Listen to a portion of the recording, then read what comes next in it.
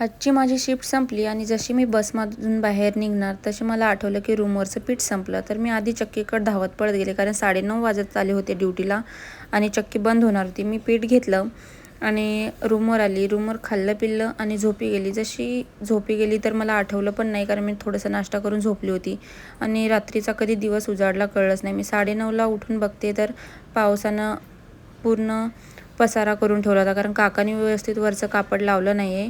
आम्ही चाळीमध्ये राहतो त्याच्यामुळे ते वरी पत्र्याची रूम असतात आणि आतून POP असते, पण वरून पत्र्याचं पाणी आत शिरू नये म्हणून त्यांनी कापड लावलं, पण ते कापड व्यवस्थित न लावल्यामुळे पूर्ण पाणी आतमध्ये शिरलं. पण असो, ते मला साफ करायचं होतं. त्याच्या आधी मी ब्रश केला आणि कोमट पाणी वगैरे पिलं. त्याच्यानंतर पूर्ण गॅलरी साफ करायची होती, त्याच्यामुळे बकेटभर पाणी आणलं आणि ते खराटा मला घ्यायचा होता साफ करायसाठी, तर ते खाली पडलेला ते आणला वरती, कारण परत म्हटलं आता त्यानं साफ करावं लागत होतं. त्याच्यामुळे मी खाली गेले आणि ते आणला. त्याच्यात माझी मांजर मधामधात करत होती. पूर्ण साफ केली गॅलरी आणि पूर्ण पाणी खाली जात होतं. खालची ताई मला आवाज देत होती, पूजा पाणी खाली येते.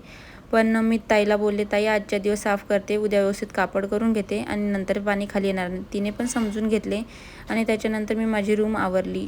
एवढं सगळं काम केल्यानंतर परत मला भूक लागली आणि त्याच्यानंतर मी पोहे बनवून खाल्ले.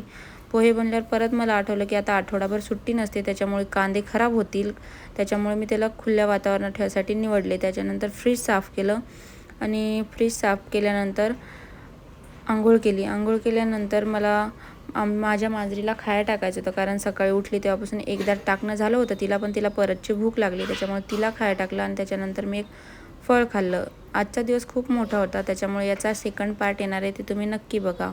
Thank you for watching.